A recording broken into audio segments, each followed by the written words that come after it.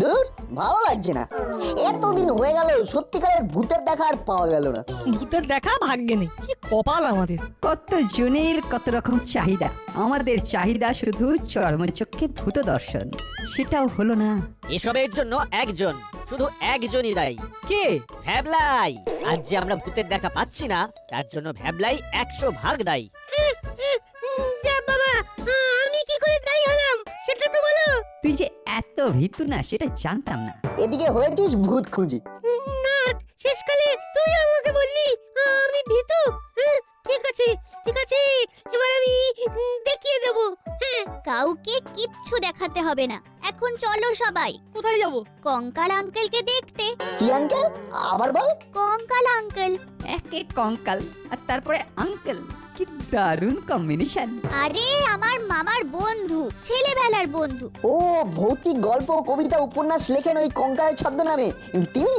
হ্যাঁ তিনি। আচ্ছা, বলছি উনি ভূত দেখেছেন? সেটা তো বলতে পারবো না, তবে ওনার অনেক ভূতের গল্পের স্টক আছে। চল চল, ভূত দেখতে না পাওয়ার দুঃখ ভূতের গল্প শুনে ভুলি। ঠিক বলেছিস রেঞ্জ। চল নাট বল্টু, কঙ্কাল আঙ্কেলকে দেখে আসি আর ওনার মুখের গল্প শুনে আসি। চলো।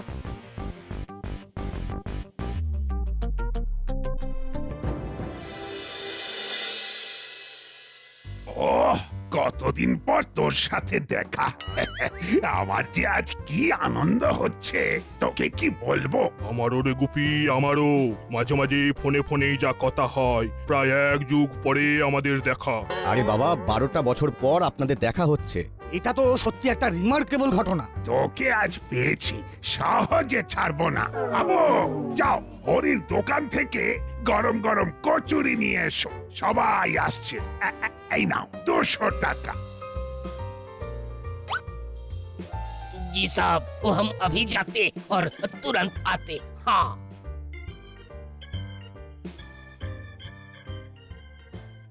সবাই মানে আর কে কে আসবে? আরে ভূত খুঁজিরা তো আসবে। ভূত খুঁজি? সেটা আবার কি? আরে ওটা একটা দল, ওদের কাজই হলো ভূত খোঁজা। ভূত খুঁজিরা এসে গেল বড়বাবু। কঙ্কাল আঙ্কেলকে দেখতে? বাবা, তোমরা ভূত খুঁজে বেড়াও? তোমাদের তো খুব সাহস। খুঁজে বেড়াই, কিন্তু এখনো না ভূতের দেখা পাইনি। তাই সরাসরি প্রশ্ন করছি কঙ্কাল আঙ্কেল। করো করো, কি প্রশ্ন করবে করো। আপনি ভূত দেখেছেন? না, সরাসরি দেখিনি, কিন্তু অনুভব করেছি অনেকবার। যাদের প্রশ্ন করছি তারাই বলছে অনুভব করেছি, কেউ আর সরাসরি দেখেনি। দুঃখ পাসনি ভ্যাবলাই, আমাদের খোঁজাটা চালিয়ে যেতে হবে। দেখিলেই ভাঙা বাড়ি প্রবেশিব তাড়াতাড়ি, পাইলেও পাইতে পারি ভূতের দর্শন। ভাঙা বাড়ি কি আর আছে? হ্যাঁ, সব ভাঙা বাড়ি ভেঙে মাল্টি স্টোরেজ হয়ে যাচ্ছে। আচ্ছা, ভূতেরা থাকবে কোথায়? হ্যাঁ, ওদের তো অস্তিত্বের সংকট। তাহলে কি আমাদের ভূত দর্শন হবে না? ও সব কথা থাক কঙ্কাল, আমার একটা অনুযোগ আছে। বল বল, কি অনুযোগ বল। কতদিন তোর নতুন ভূতের গল্প পাইনি। তা আমার আর নতুন করে ভূতের গল্প না লেখার পেছনে একটা কারণ আছে। কারণ আছে? কি কারণ? একবার এক অদ্ভুত ঘটনা ঘটলো, বুঝলি? সেই থেকেই আমি লেখা ছেড়ে দিলাম। কি এমন কাণ্ড ঘটলো যে একেবারে ভূতের গল্প লেখা ছেড়ে দিতে হলো? শুনতে চাস? অবশ্যই। তবে শোন, আজ থেকে 10 বছর পেছিয়ে যাও। তখন আজকের মতো এত লোক ছিল না। সারা দিন লেখালেখি করে বিকেলে আমাদের বাড়ির কাছে একটা পার্কে এসে বসলাম। তখন শীত পালাই পালাই করছে, ঝুপঝুপ করে সন্ধে নামছে, বেশ লাগছিল। ঠিক তখনই একটা লোক আমার পাশে এসে বসলো, বুঝলি?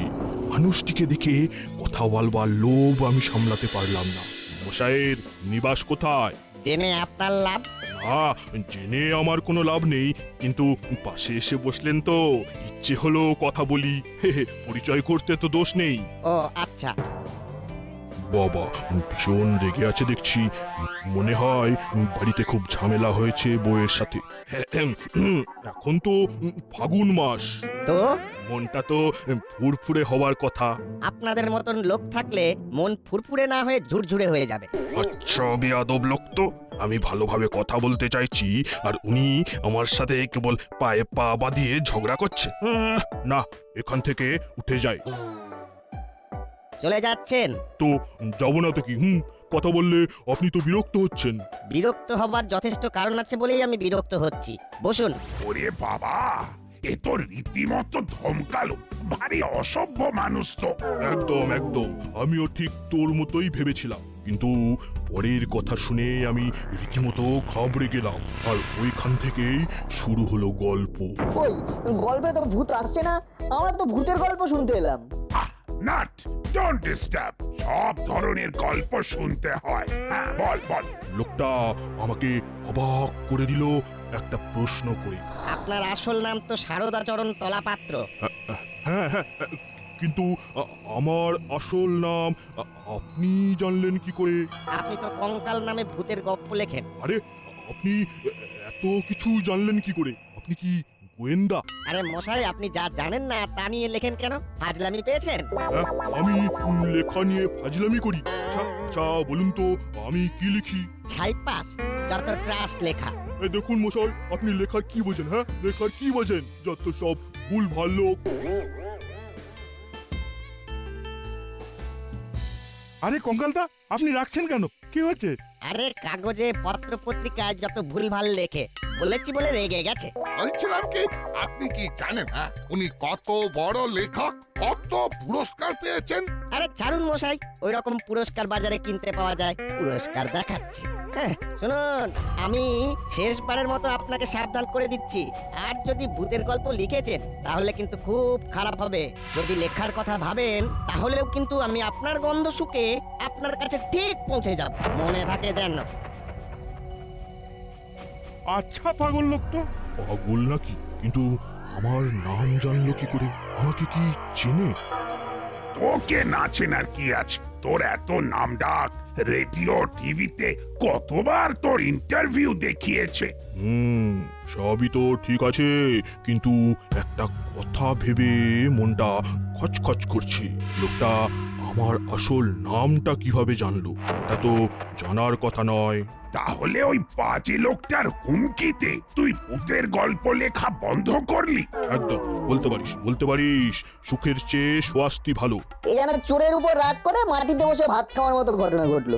না না, এ আপনার ভারী অন্যায় আঙ্কেল, আপনি আবার ভাবুন। একদম 100 ভাগ খাঁটি কথা বলেছিস।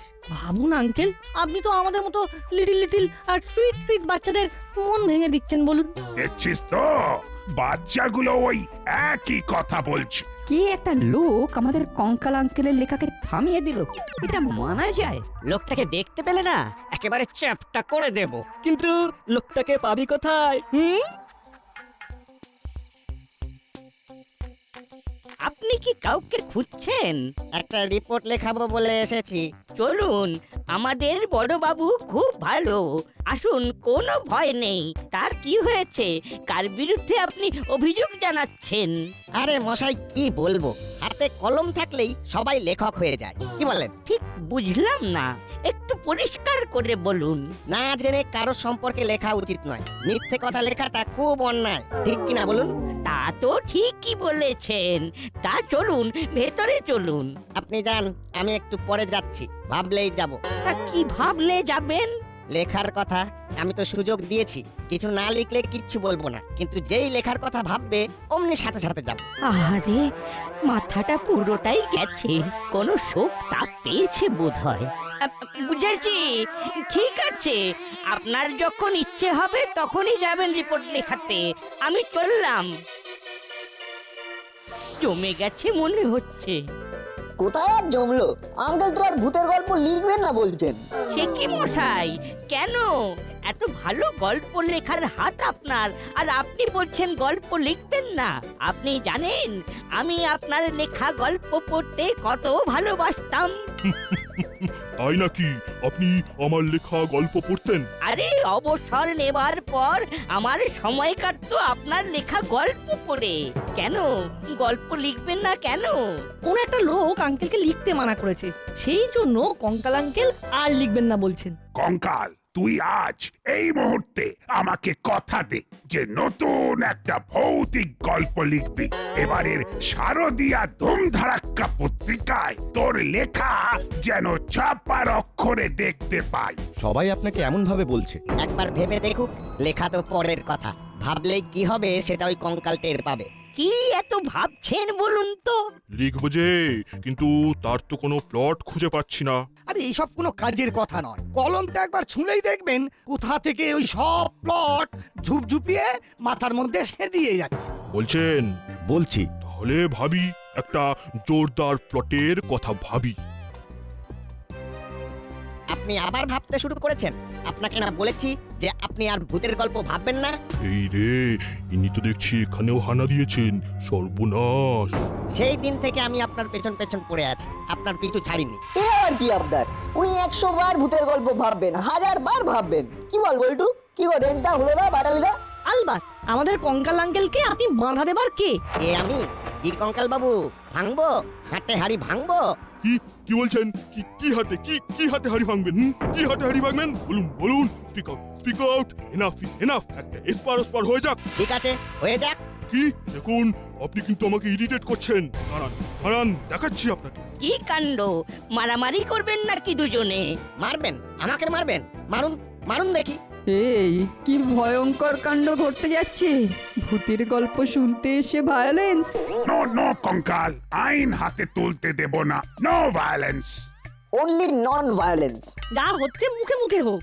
এই তোরা চুপ কর, আমাকে দেখতে দে। কি হয়েছে আমাদের খুলে বলুন। বাচ্চাদের সামনে এসব কি ছেলে মানুষই করছেন? না না, বলতে হবে, আমাকে বলতে হবে। উনি যা যা আমার সম্পর্কে অভিযোগ করছেন সব প্রমাণ দিয়ে বলতে হবে। ও, প্রমাণ চান? দিচ্ছি প্রমাণ। বলি, খোলকর্তাল পত্রিকাতে কি লিখেছিলেন ওটা? আপনার ওই লেখা পড়ে কেউ আর ভূতকে মান্যি করবে? ভূত বলে কি তার আর জাত নেই? যা খুশি লিখলেই হলো। ভূত ঠেলা গাড়ি টানছে। ওই গরমের দিনে প্রখর রোদে একটা বুড়ো ভূতকে আপনি 10 মাইল ঠেলা গাড়ি টানালেন? ওটা তো লিখেছেন উনি, ওনার খাতা পেন। উনি যা ইচ্ছে তাই লিখতে পারেন, তাতে আপনার কি বলার আছে? কেন ভূত ঠেলা ঠেলতে পারে না? না, নো কভি নেই। ভূতের ঠেলা ঠেলছে। ইয়ার কি পেয়েছেন? দাও দাও, সবাইকে দাও। আমাকেও দেবেন, কিন্তু আপনার বন্ধুকে অপমান করছি বলে যেন আমাকে বাদ দেবেন না। কচুরি নিয়ে আপনাকে ভাবতে হবে না। দাসপাড়া আতিথেয়তা জানি। আবো, সবাইকে সমান ভাগে ভাগ করে দাও। জি সব। আঙ্কেলটা হেভি মজার। ভেবেছিলাম জমিয়ে ভূতের গল্প শুনবো, এ তো দেখছি একেবারে কমেডি শো। ব্যাপারটা কিন্তু বেশ জমে গেছে। ভূত না হলেও বিষয়টা বেশ অদ্ভুত। আচ্ছা, আপনি কি আমার সব গল্প পড়েছেন? হ্যাঁ, পড়তে হয়েছে, বাধ্য হয়ে। কেন বাধ্য হয়ে কেন? ওটা আমার চাকরি। চাকরি? এটা কি ধরনের চাকরি? মালিকের নাম কি? কি কোম্পানি? প্রাইভেট নাকি সরকারি সংস্থা? হ্যাঁ, সরকারি একটা ভৌতিক সংস্থা। ওখানে সব ভূতের গল্পগুলো আসে, পড়ে রিভিউ করতে হয়। ওখানেই এই তলাপত্র বাবুর কঙ্কাল ছদ্ম নামে প্রথম ভৌতিক গল্পটা পড়লাম। ও আচ্ছা আচ্ছা আচ্ছা, ওই ভাদ্র মাসের ভদ্রভূত গল্পটা, তাই তো? তা কেমন লেগেছিল? অখাদ্য। ছ্যা, ছ্যা, ছ্যা, ছ্যা, ছ্যা, ছ্যা, ছ্যা। রেল স্টেশনের ওয়েটিং রুমের টয়লেটে ওই ভূতটাকে ঢুকিয়েছেন। ও লুকিয়ে আছে ওই গন্ধওয়ালা টয়লেটে। আপনি কখনো লুকিয়েছেন? ভূত বলে কি তাদের নাকে গন্ধ যায় না? হ্যাঁ, তাদের গন্ধ চোখে বমি আসে না কেন মশাই? ওই ভূতটা রেলের জমাদার না ঝাড়ুদার? লিজিয়ে বাবু, কচৌড়ি খাইয়ে খাইয়ে। Thank you.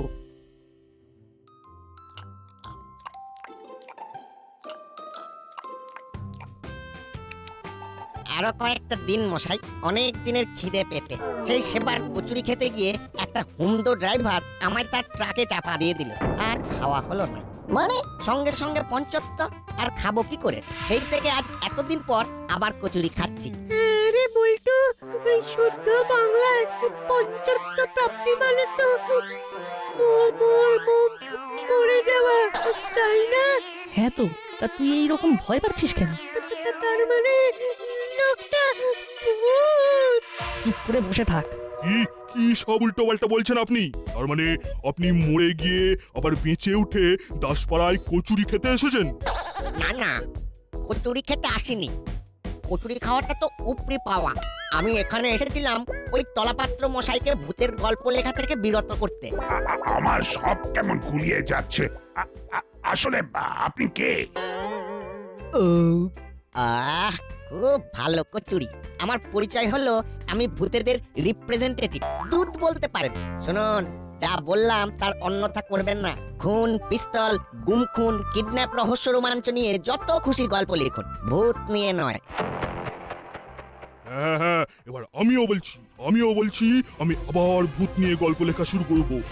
দেখি আপনি কি করতে পারেন। ও, আপনি শুনবেন না তো? আমার কথা শুনবেন না, আমাকে অগ্রাহ্য করবেন বলে ভাবছেন তো? হ্যাঁ ভাবছি আলবাদ ভাবছি। কে আপনি হরিদাস পালমশাই? যে আপনাকে ভয় পেতে যাব? আপনি তো এক নম্বরের মিথ্যেবাদী পাবলিক। মিথ্যে কথা বলে ভয় দেখাচ্ছেন। আমার কোন কথাটা আপনার মিথ্যে বলে মনে হলো? ওই পঞ্চত্ব প্রাপ্তি কথাটা কি, তাই তো কঙ্কাল বাবু? অবশ্যই এই আপনি যদি ভূত হন তাহলে ভূতেদের কপালে দুঃখ আছে। ভূতকে আর কেউ ভয় পাবে না।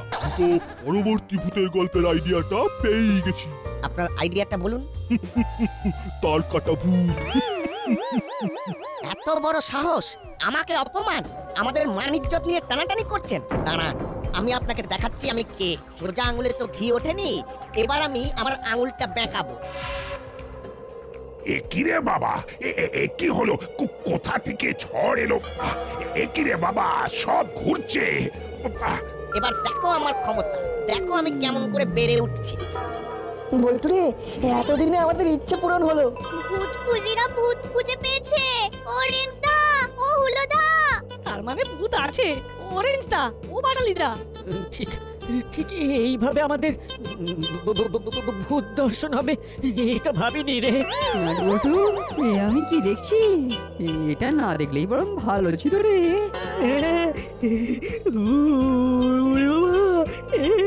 এই তোদের ভয় করছে না? করছে না, আমাদের ভয় করছে না।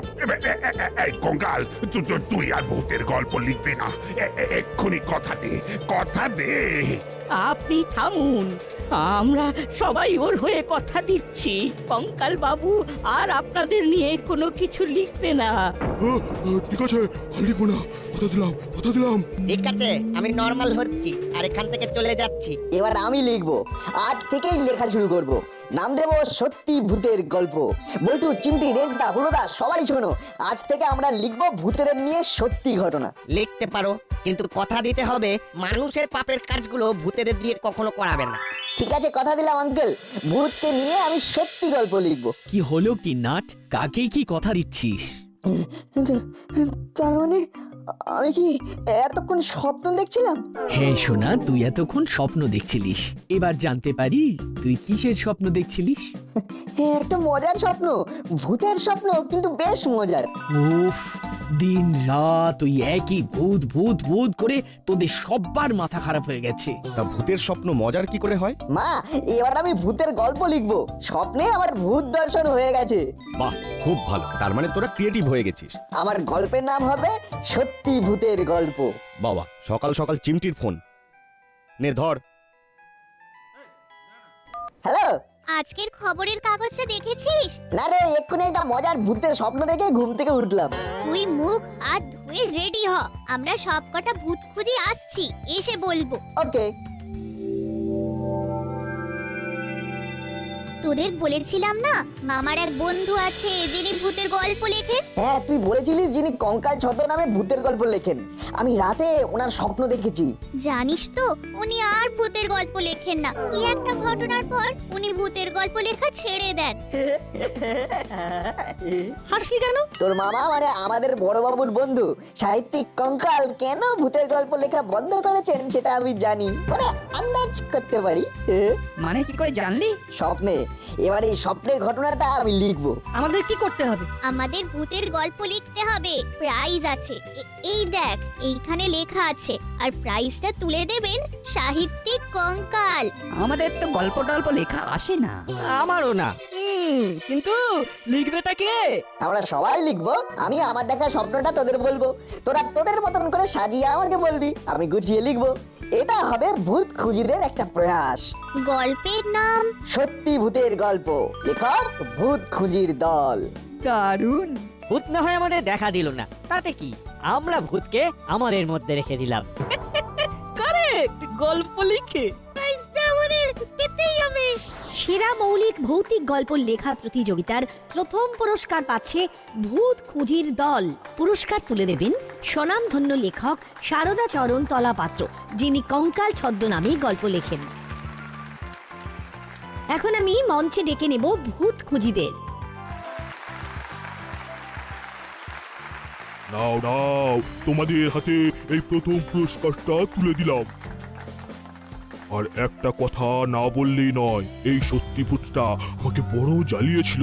এটা আমার জীবনের একটা অধ্যায়, এদের লেখনীতে একেবারে জীবন্ত হয়েছে। তা তোমরা এই টাকাটা নিয়ে কি করবে? বাটালিদা আমাদের সবার বড়, বাটালিদা বলবে। হ্যাঁ, আমরা এই টাকাটা আমাদের কর্মকর্তা আঙ্কেলের হাতে তুলে দেবো আমাদের লাইব্রেরি উন্নয়নের জন্য। হ্যাঁ, এটা হলো আমাদের সবার মিলিত ডিসিশন। ভূত খুঁজিদের জবাব নেই। অসাধারণ। নাট